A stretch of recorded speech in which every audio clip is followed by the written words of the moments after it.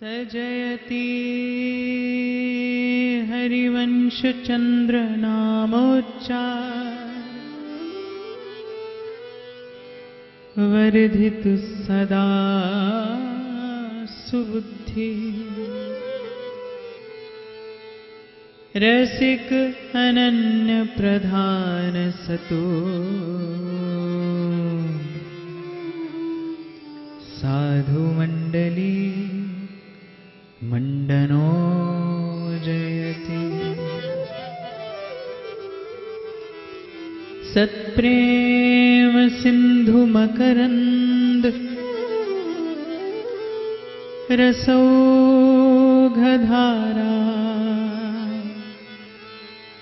सारानजस्रमभितः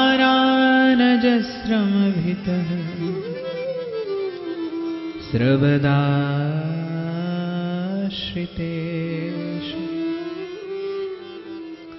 श्रीराधिके तव सदा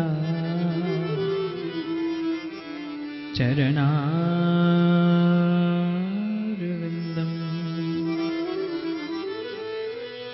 गोविन्द जीवनधनं शिरसा वहामि शिरसा वहामि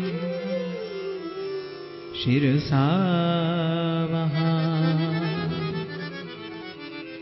श्री राधा वल्लभ लाल की जय। महाप्रभु श्री हरिवंश चंद्र जो महाराज की जय। श्री वृंदावन धाम की जय। श्री यमुना रस रानी की जय। श्री वृंदावन रज रानी की जय। समस्त संत भक्तन की जय। धन धन राधा नाम प्यारो सुंदर श्याम। जय जय श्री हरिवंश दुलारी जय वृंदावन धाम। धन धन राधा नाम प्यारो सुंदर श्याम। जय जय श्री हरिवंश दुलारी जय वृंदावन धाम।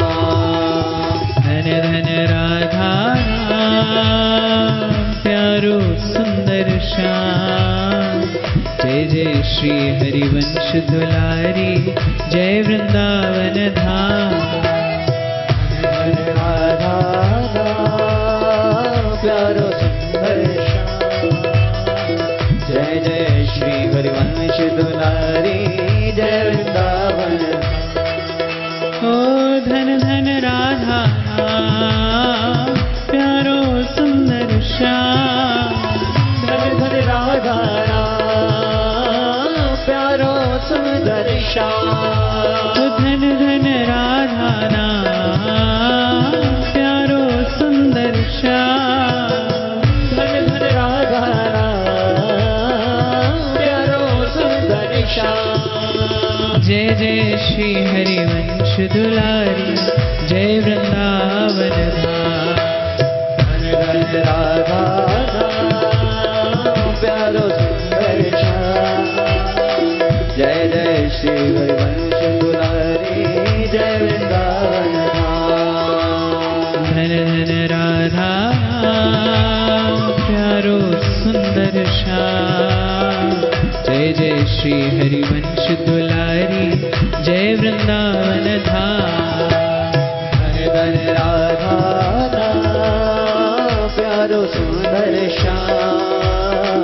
जय जय श्री हरिवंश दुलारी जय वृंदावन धाम। राधा राधा श्री राधा राधा श्री राधा राधा श्री राधा राधा श्री राधा राधा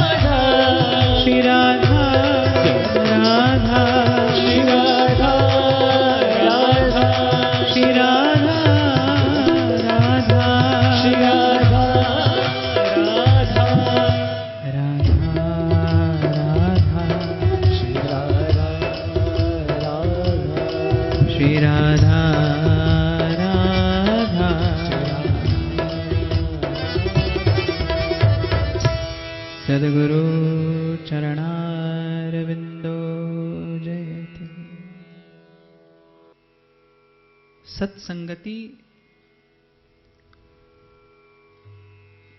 कथय किम न करोति पुंसाम।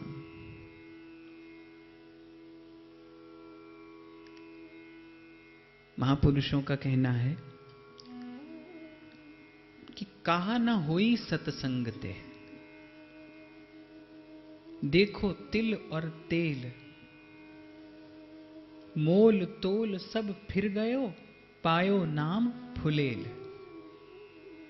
सत्संगति कथय किम न करोति, कि कहिए सत्संग से क्या नहीं होता। किम न करोति, पुंसा सर्वदा सर्वकाल सर्वविध, जो अधिकार का विचार किए बिना, पात्रता का विचार किए बिना, केवल अपने बल से, केवल अपने प्रभाव से, अपने प्रसाद से जीव की जड़ता नष्ट कर दे, वो केवल मात्र सत्संगति है। बिनु प्रयास संस्कृति कर अंता, बिनु प्रयास, सहज। और मुझे लगता है कि समग्र चर्चा, चिंतन, धारणा, निधिध्यासन, पठन, मनन, ये जितना भी कुछ है सहज होने के लिए ही है।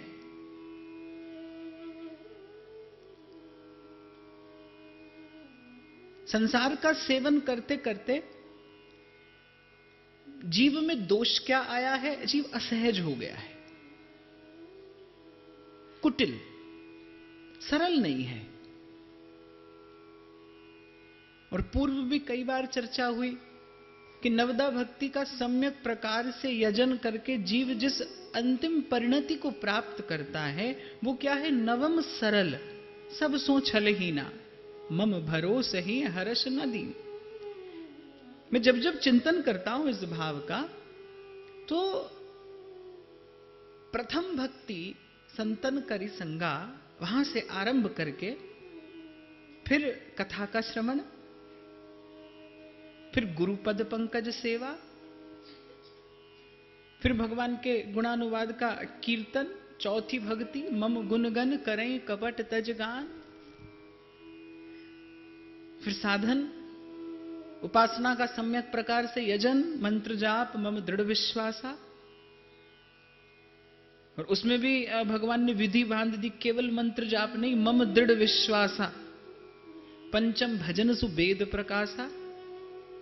फिर उसके बाद कितना साधन है? छठ दम सील बिरति बहु कर्मा, निरत निरंतर सज्जन धर्मा। सातम सम मोहि मैं जग देखा, मोते अधिक संत करी लेखा। आठम जथा लाभ संतोषा, सुपने हूं नहीं देखूं पर दोषा। फिर नवम सरल, सब सो छलहीना। ये इतनी लंबी यात्रा, ये यम नियम संयम साधन, ये प्रयास, ये परिश्रम, ये पुरुषार्थ, ये प्रतीक्षा, ये इतनी लंबी यात्रा किस लिए? केवल सरल होने के लिए, केवल सहज होने के लिए।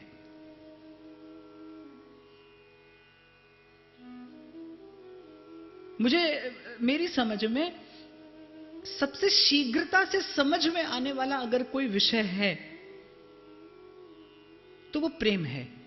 क्यों? क्योंकि उस पर सबका सहज अधिकार है। सबसे शीघ्रता से बुद्धि में आने वाला विषय प्रेम है, और सबसे कठिनाई से हृदय में आने वाला विषय भी प्रेम है। सबसे कठिनाई से, ये सबसे कठिन है। चढ़ के मैन तुरंग पे निक से पावक माए, प्रेम पंथ ऐसो कठिन सब कोई निभत ना। ये प्रेम को पंथ करार महा और तलवार की धार पे धावनो है। इतना सरल है कि सबके भीतर है, इतना सरल है कि सभी के पास वो प्रेम स्वरूपी योग्यता है, और इतना कठिन है कि ध्रुवदास जी तो कहते हैं कि और सुलभ सब आए। जो को खोजत फिरे, कोई अगर खोजने निकले तो बोले और सुलभ सब आए, पर नेही दुर्लभ पावनो।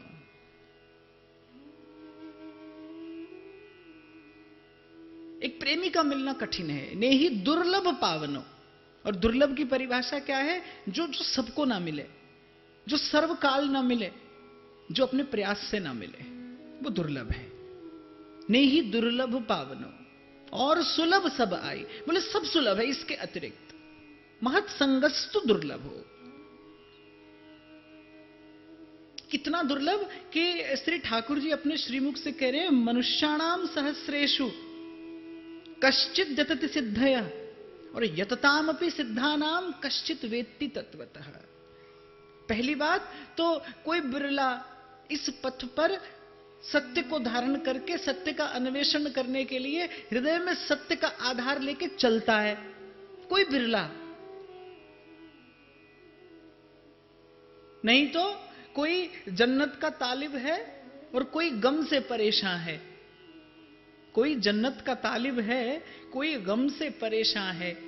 गरज सजदा कराती है, इबादत कौन करता है? इबादत कौन करता है? कोई बिरला, भगवान कह रहे हैं। इसलिए इस बात को कोई चुनौती नहीं है, स्वयं सत्य कह रहा है ये बात। इसलिए इसकी सत्यता में कोई संशय ना हो कि मनुष्याणाम सहस्रेषु कश्चित् यतति सिद्धयः, कोई सिद्ध होता है। और मैं आपको यहां एक और बात निवेदन कर दूं, भगवान जिस सिद्धि की बात कर रहे हैं वो सिद्धि कोई नाटक चेटक या तंत्र मंत्र और यंत्र वाली सिद्धि नहीं। भगवान उस सिद्धि की बात नहीं करते। कश्चित् यतति सिद्धयः, सिद्ध अर्थात जिसको जीवन में सत्य का बोध हो गया है, जिसको जीवन में सत्संग की कृपा से विवेक जग गया है, वो सिद्ध है। हमारे बाबा तो कहते थे, बोले भजन के मार्ग पे साधक कौन है? जो प्रभु से प्रेम करता हो वो साधक है। और भजन के मार्ग पे सिद्ध कौन है? जिससे प्रभु प्रेम करते हो वो सिद्ध है। तो भगवान कह रहे कश्चित् सिद्धयः, और फिर यततामपि सिद्धानाम, और फिर उन सिद्धों के समूह में यततामपि सिद्धानाम कश्चित् वेत्ति तत्वतः, कोई एक बिरला होता है जो तत्व से मुझे जान पाता है, जो ये जानता है कि मैं कौन हूं, मैं कैसा हूं, मैं कहां हूं। इतना दुर्लभ है, इतना कठिन है सरल हो जाना, इतना दुष्कर है सहज हो जाना। अभी यहां कोई भी अगर स्वयं से पूछे तो जिस पर प्रभु की कृपा हो उसकी बात तो मैं नहीं कहता, अन्यथा कौन ऐसा होगा जिसको ये लगेगा कि मैं कुटिल हूं? प्रत्येक व्यक्ति को लगता है हमसे भोला तो कोई है नहीं, हमसे सरल तो कोई है नहीं, हम तो सबसे सरल है। पर एक विरोधाभास है इसमें कि जो सरल है वो जानता नहीं कि मैं सरल हूं, उसे नहीं मालूम कि मैं सरल हूं। जो सरल है, हां, पर एक बात निश्चित है, जितना ये सत्य है कि ऐसे एक सहज का, और एक और बात तुलसी बाबा मानस में कहते हैं, बड़ी सुंदर बात, कि भगवान के दर्शन का भी अगर कोई फल है, मम दर्शन फल परम अनुपा, अगर मेरे दर्शन का भी कोई अनुपम फल है, जीव पाव निज सहज स्वरूपा, दर्शन का भी यही फल है कि जीव सहज हो जाए। और भक्ति भक्त भगवंत गुरु चतुर नाम बपु एक, ये जो भक्ति का यजन है, ये जो मैंने अभी आपको नवदा भक्ति का भाव निवेदन किया, ये नवदा भक्ति का जो ये यजन है, ये भगवत स्वरूप ही है। जिसके हृदय में भक्ति है, उसके हृदय में कहने को भक्ति है, होने को भगवान है। जिसको श्रवण में सुख है, जिसको कीर्तन में आनंद है, जिसको भगवत स्मरण सहज है, जिसकी इंद्रियां कायेन वाचा मनस इंद्रियैर्वा, जिसकी इंद्रियां भगवत सेवन में लगी हैं, और जो प्रतिपल आत्म निवेदन करता हुआ आत्म विसर्जन करने को प्रस्तुत है, ये कहने को भक्ति है पर होने को भगवान है। इसमें कोई भेद नहीं है। कल मैंने आपसे कहा था, जो यहां आ रहा है और जिसे यहां सुनने में सुख मिल रहा है, वो कृपा पात्र है, वो निश्चित रूप से कृपा पात्र है। नहीं तो इस गली में पग धरना, जिनको वृंदा विपिन है, जिनको वृंदा विपिन है, कृपा तिन्हीं की होए, वृंदावन में तभी तो रहन पाई है कोई। उसी के लिए यह संभव है। और कल मैं आपसे कह रहा था, जो आप सुन रहे हैं कथा है, जो आपके जीवन को विषाद से प्रसाद में बदल देगी, जो आपकी दुविधा को सुविधा बना देगी, जो वृंदावन की नित्यता से आपका परिचय करा देगी, जो आपकी स्वयं की जड़ता से आपको दूर कर देगी, जो आपको सहज कर देगी। और मेरा तो ऐसा भी मानना है कि कथा की कृपा है, कि कथा की कृपा से जीव भगवान तक पहुंचे न पहुंचे, जगन्नाथ जीव तक चले आते हैं कथा की कृपा से। ये व्यथा का हरण करने वाली है। तापत्रय विनाशाय श्री कृष्णाय वयम नुमः। आध्यात्मिक, आधिदैविक, आदि भौतिक, ये 3 प्रकार के तापों का निवारण कथा करती है। कल भी मैंने कहा था कि मल विक्षेप और आवरण, जिससे मल दूर हो जाता है सत्कर्म करने से, आप जो पुण्य करते हैं उससे मल दूर होता है। जब आप गुरुजनों के बताए पथ पर चलते हैं, उस उपासना से विक्षेप दूर होते हैं। अच्छा, और एक और बात आपसे कहूं कि इस पथ पे विक्षेप भी बड़े सुंदर होते हैं, वो विक्षेप मालूम ही नहीं पड़ते। इस पथ पे जो विक्षेप है वो विक्षेप सा लगता ही नहीं, इसलिए उससे दूर होने का प्रयास भी नहीं किया जाता। एक बार एक संत कह रहे थे, बोले असुर जो विघ्न उपस्थित करते हैं वो क्या है? वो दारिद्र्य है, वो शरीर का कष्ट है, पीड़ा है, रोग है, वेदना है। और देवता जो विघ्न उपस्थित करते हैं वो बड़े सुंदर हैं। वो कीर्ति है, वो मान है, वो सम्मान है, वो प्रतिष्ठा है, वो ऊंचा पद है, वो बड़ा सुंदर भवन है, वो आपकी बड़ी भारी प्रतिष्ठा है। ये देवताओं द्वारा उपस्थित किया विघ्न है। आपकी बड़ी, जो आपकी कीर्ति है वो बड़ी सुंदर अप्सरा है, वो ले जाती है आपको कहीं से कहीं। आप कहां से आरंभ किए और कहां पहुंच गए, इससे दूर होने का प्रयास भी नहीं किया जाता।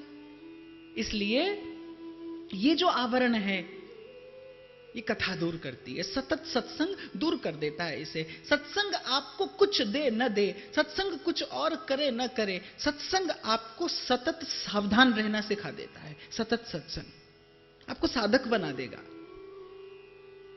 सिद्धि भगवान के हाथ में है, सिद्धि भगवान के हाथ में है, लेकिन सत्संग आपको साधक अवश्य बना देगा। जहां से मैंने आरंभ किया मैं उसी बात पर ले चलूं। सत्संगति कथाए किम न करोति पुंसाम। और एक नहीं, आपको अनेक उदाहरण देखने को मिलते हैं। उल्टा जपत जगत सब जाना, वाल्मीकि भय ब्रह्म समाना। सत्संग आपको संसार के उस गर्त से बलात् खींच कर ले आता है, इस पथ पे, इस मार्ग पे। और फिर मुझे ऐसा लगता है, मेरा ऐसा मानना है, जो यहां तक आ गया है वो अपने मन में भरोसा रखे, जो उसे यहां तक लाया है वो उसे आगे भी लेकर जाएगा। जो उसे यहां तक लाया है, जो संसार के उस गर्त से निकालकर आपको यहां ले आया है, जीव अपूर्ण है, इसीलिए उसकी भावना अपूर्ण है, इसीलिए उसकी श्रद्धा अपूर्ण है, इसीलिए उसका विश्वास भी अपूर्ण है। लेकिन जिस पर श्रद्धा है, जिसका विश्वास है, वो आधा अधूरा सही, वो पूर्ण है। वो जब कृपा करता है तो पूर्ण करता है।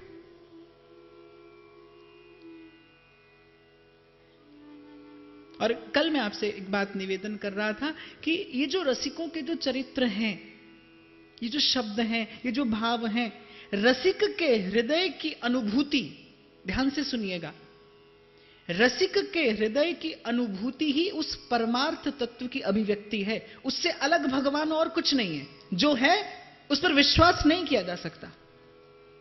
वो आपका और मेरा बनाया है।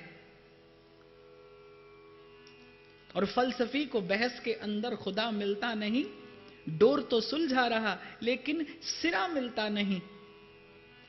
और अक्ल में जो घिर गया ला इंतहा क्यों कर हुआ, और जो समझ में आ गया फिर वो खुदा क्यों कर हुआ।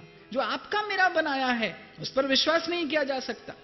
भक्त के हृदय की जो अनुभूति है वही उसकी अभिव्यक्ति है।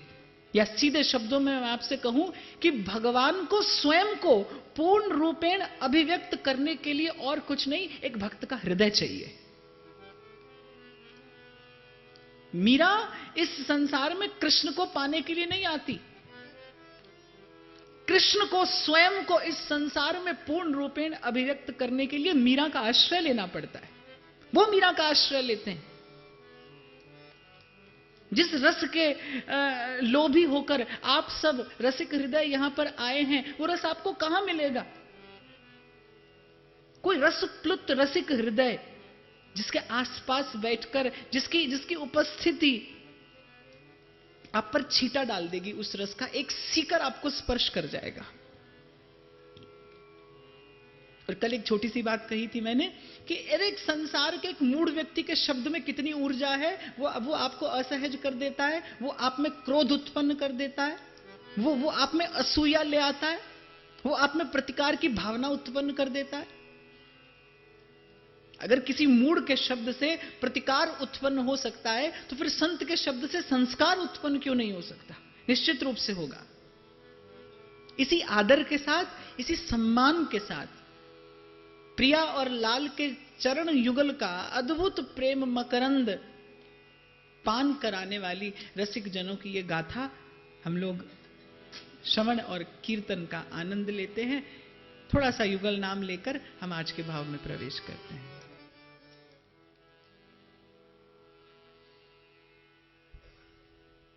राधा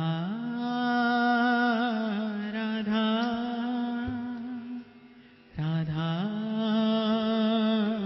राधा श्री राधा राधा राधा राधा श्री राधा राधा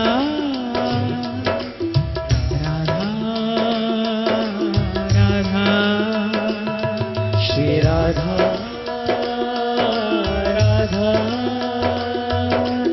राधा राधा श्री राधा राधा राधा राधा राधा राधा राधा राधा राधा राधा राधा राधा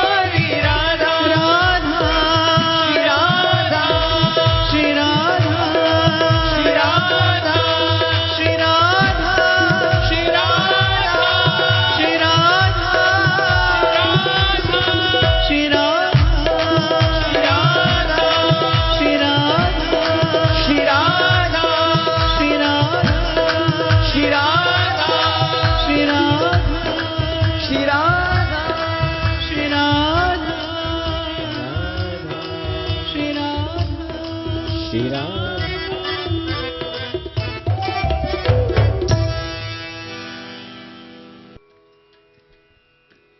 उपासना का मेरुदंड, नींव, आधार, जिस पर आरूढ़ होकर भाव शिखर तक आरोहण करता है, वो मेरुदंड है अनन्यता, अव्यभिचार। अन्य इष्ट की प्रसन्नता के अतिरिक्त अन्य किसी भी प्रकार की भाव भावना से विनिर्मुक्त हृदय भक्ति का अधिकारी है। अन्य अभिलाषाओं से शून्य। श्री रूप गोस्वामी पाद का वाक्य है, अन्याभिलाषिता शून्यम ज्ञान कर्माद्य अनावृतम, कि भक्ति जो है वो ज्ञान और कर्म से अनावृत हो। तो किसी ने प्रश्न किया कि क्या ज्ञान और कर्म की भक्ति में आवश्यकता नहीं है? पर कैसे? दाल में नमक हो अच्छा है, पर नमक में दाल अच्छी नहीं। भक्ति में ज्ञान और कर्म अनुपात में हो। कोई भी ज्ञान और कोई भी कर्म आपकी भक्ति के भाव का अतिक्रमण ना करने लगे, भावना का अतिक्रमण ना हो। क्योंकि सर्व प्रकार की उपासनाओं का जो परम फल है, जहां लगे साधन वेद बखानी, सब कर फल हरि भगति भवान। साधन सिद्धि राम पग नेहू। आपकी भावना का अतिक्रमण न करे कोई भी ज्ञान और कोई भी क्रिया। और सही दिशा में बड़ा बीज फले फूले, इसके लिए आवश्यक है कि भूमि अनन्यता की हो, आपके मूल में अनन्यता हो। अच्छा, और अनन्यता एक ऐसा विषय है जिसको मेरी समझ से कहकर और सुनकर समझाया नहीं जा सकता। वाणी की अपनी एक सीमा है, और ये अनन्यता वस्तुतः एक भावना का, भाव का एक शिखर है, ऊर्जा का एक शिखर है, चेतना का एक स्तर है।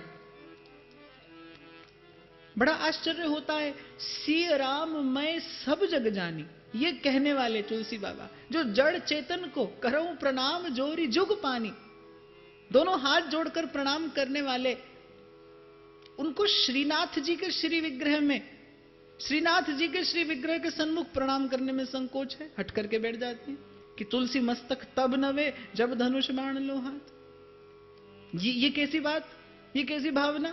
ये तो बड़ी विचित्र बात है कि एक और तो आप जड़ चेतन स्थावर जंगम सब में सीताराम की भावना लिए हैं, और आपको प्रभु में प्रभु का दर्शन नहीं हो रहा। कहकर समझा पाना कठिन है तुलसी के मन की उस स्थिति को।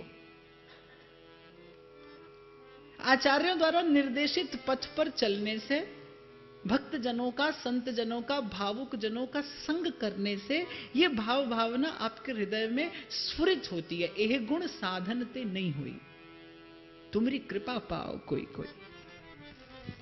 और फिर अन्य किसी उपासना की तो यहां पर क्या चर्चा करें। जब बात वृंदावनीय रस की हो तो अनन्यता इस उपासना का प्राण है। जहां की है उपासना, ताही की वासना, और ताही को नाम रूप गुण गाइए। कथा कहती है कि छिप गए श्याम सुंदर एक दिन क्रीड़ा कौतुक करते करते, और जब गोपियां उस कुंज के निकट पहुंची तो चतुर्भुज नारायण का रूप धरे बैठे हैं, शंख चक्र गदा पद्म, कोटि द्युति विनिंदक पीतांबर, नवलीन नील नीरद सुंदर वैकुंठनाथ श्रीमन नारायण। गोपियों ने देखा और झट से देखते ही घूंघट कर लिया। तो बोले, अरे हम कोई रूप और गुण में श्री कृष्ण से कुछ कम है? कुछ अधिक ही अवश्य मिलेंगे। उनके 2 हाथ, हमारे 4, हमारा नख से शिख तक एक एक सुंदर आभूषण देखिए। स्वयं कमला हमारे हृदय पर विराजमान है। हमारा ऐश्वर्य कोई कम है?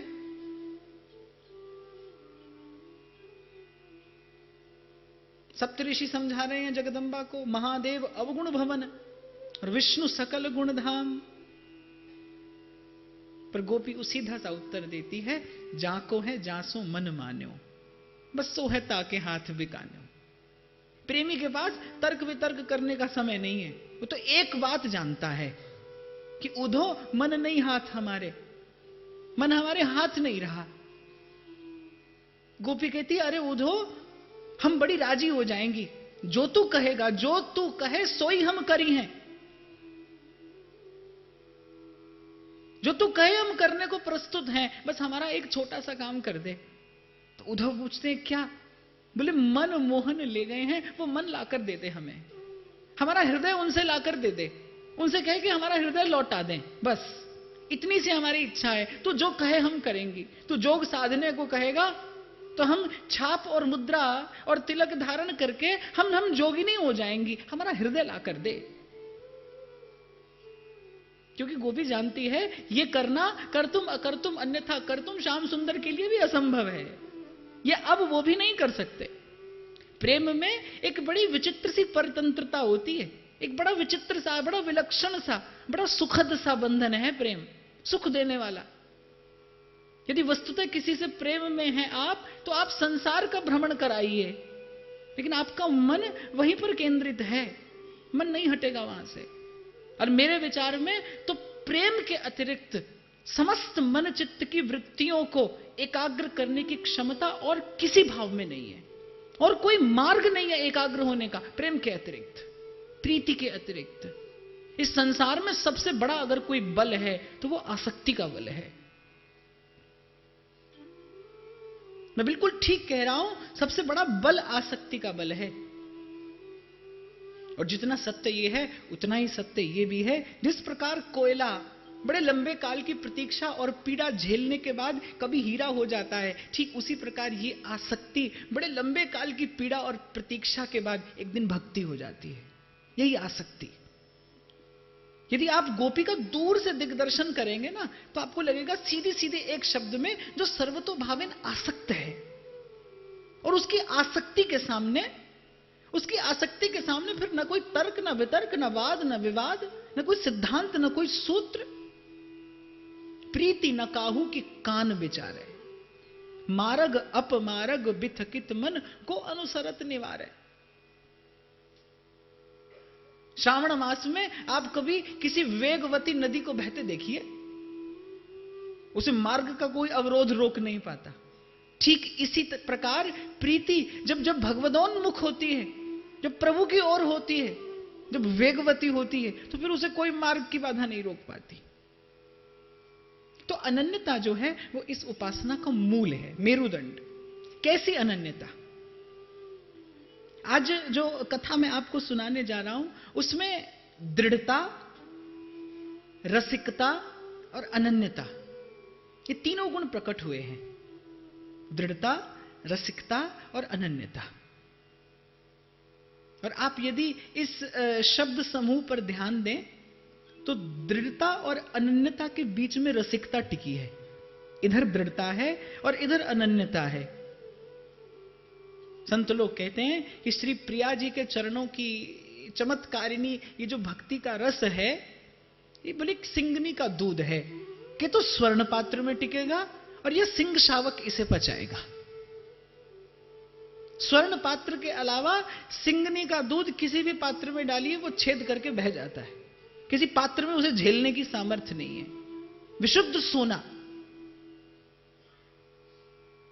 24 कैरेट कहते हैं जिसे आप, विशुद्ध स्वर्ण का पात्र।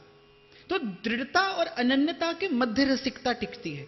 रस क्या है? अत्यंत कोमल है, कोमल है, मृदुल है, सुंदर है, मधुर है। आपके बगीचे में खिलाओ कोई बहुत सुंदर सा फूल, बड़ा सुंदर फूल है, आते जाते प्रत्येक को आकर्षित कर रहा है, उस तक भले कोई पहुंच ना पाए, लेकिन उसको प्राप्त करने की लालसा तो प्रत्येक देखने वाले के मन में आ जाएगी। कोई चुराने का प्रयास करेगा, कोई किसी भी प्रकार से उसे पाने का प्रयास करेगा। फिर आप क्या करेंगे? आप कांटों भरी एक बाड़ लगाएंगे जिससे पुष्प सुरक्षित रहे, ठीक ऐसे ही रस है, अत्यंत कोमल, अत्यंत मधुर, अत्यंत मृदुल, अत्यंत स्निग्ध, अत्यंत उज्जवल। तो आपको क्या करना पड़ेगा? आपको दृढ़ता और अनन्यता की बाड़ लगा के रखनी पड़ेगी। नहीं तो कोई भी आकर, और यहां का ठाकुर तो ऐसा है, हमारे बड़े बाबा सुनाते थे कि जब औरंगजेब ने आक्रमण किया तो राधा वल्लभ जी कामवन चले गए, बिहारी जी भरतपुर चले गए, श्री गोविंद देव जी जयपुर विराज रहे हैं, गोपीनाथ जी जयपुर विराज रहे हैं, मदन मोहन जी करौली चले गए, जुगल किशोर जी पन्ना चले गए।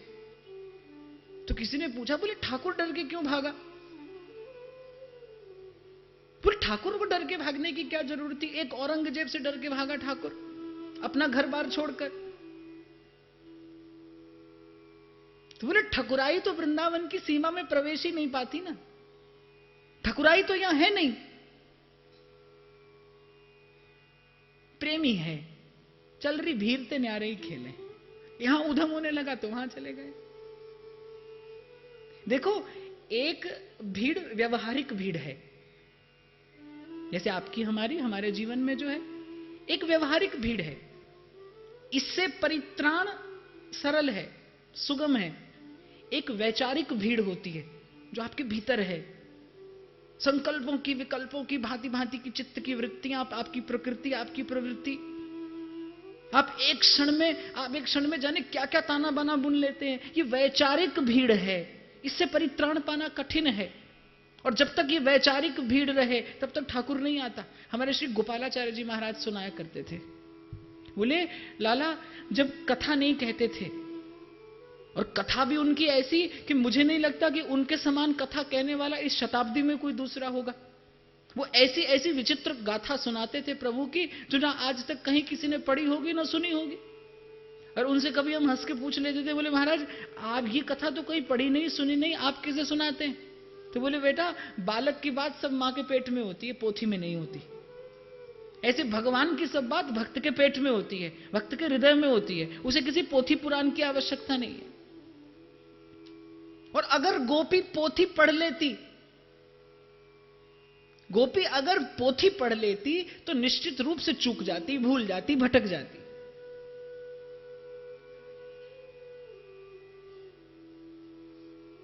तो बोले लाला जब कथा नहीं कहता था तो कभी कभी लाला आता था, और बोले जब से कथा कहने लगा तब से लाला नहीं आता। उनका तो स्वभाव है, भीरते न्यारे, प्रेम है एकांत में।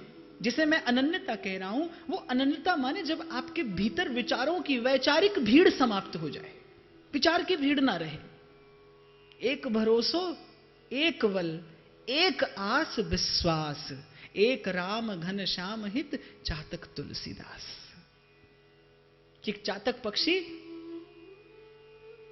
जब मृत्यु हुई तो गंगा जल में आ पड़ा, और गंगा जल में पड़ते ही उसने चोंच बंद कर ली कि मरने पर भी व्रत ना टूट जाए। अंतिम समय गंगा जल मुख में पड़े, इसके लिए कितना प्रयास किया जाता है कि गंगा जल मुख में पड़े तो सदगति हो जाए। लेकिन चातक जो मरते ही गंगा जल में आ पड़ा, आते ही अपनी चोंच बंद कर ली कि कहीं भूल से भी गंगा जल का कोई एक बिंदु मेरे मुख में ना चला जाए, धर्म ना टूट जाए, मेरा प्रण ना टूट जाए। ऐसी चातक की वृत्ति, ऐसी किसी वृत्ति की अपेक्षा भक्ति को है, ऐसी किसी वृत्ति की अपेक्षा भगवान को है, श्री ठाकुर जी को है, आपके हृदय में क्रीड़ा करने के लिए। जब कोई किसी अन्य प्रकार का लोभ, किसी अन्य प्रकार का छल प्रवंचना उनकी क्रीड़ा में बाधा उत्पन्न न करे। तो एक बड़ी सुंदर गाथा, श्री महाप्रभु जी के ज्येष्ठ पुत्र श्री वनचंद्र जी महाराज उस समय गद्दी पर विराजमान थे, गद्दी को सुशोभित कर रहे थे, आचार्य पीठ पर विराजमान थे। मध्य प्रदेश में भोपाल के निकट एक छोटा सा प्रांत है बेरछा। वहां के राजवंश क्षत्रिय कुल में उत्पन्न श्री नेही नागरीदास जी, नाम था नागरीदास, राजकुल के थे, और जन्म से संतों के चरणों की सेवा का उन्हें लोभ, संतों के चरणों के अनन्य मधुकर, भगवत प्राप्ति का ये लक्षण है। यदि आपको इसी जन्म में भगवत प्राप्ति होगी तो उसका यह पूर्व संकेत आपके जीवन में प्रकट होगा कि आपकी साधु के चरणों में सहज प्रीति होगी, आपके संत के चरणों में सहज प्रीति होगी। यह प्रभु के जीवन में प्रकट होने का पूर्व लक्षण है। भक्ति जब आसन्न प्रसवा होती है, जब भक्ति जनती है भाव को, तो जैसे वो जो 9 मास होते हैं उसमें जननी में भांति भांति के लक्षण प्रकट होते हैं, ठीक ऐसे ही ये एक लक्षण है प्रभु के प्रकट होने का, विशुद्ध भावना के उदय होने का ये लक्षण है। जैसे सूर्य जब नभमंडल में उदीयमान होने को होते हैं, अभी होते नहीं, जब होने को होते हैं तो चाहों और एक बड़ी सौम्य लालिमा छा जाती है। ठीक ऐसे ही जब आपके हृदय में भगवान उदीयमान होने को होंगे, प्रभु के आने से पहले संत और सत्संग, इन दोनों के प्रति आपके मन में एक सहज अनुराग उदय हो जाएगा। संत और सत्संग दोनों, जब संत और सत्संग आपको प्राणाधिक प्रिय लगने लगे,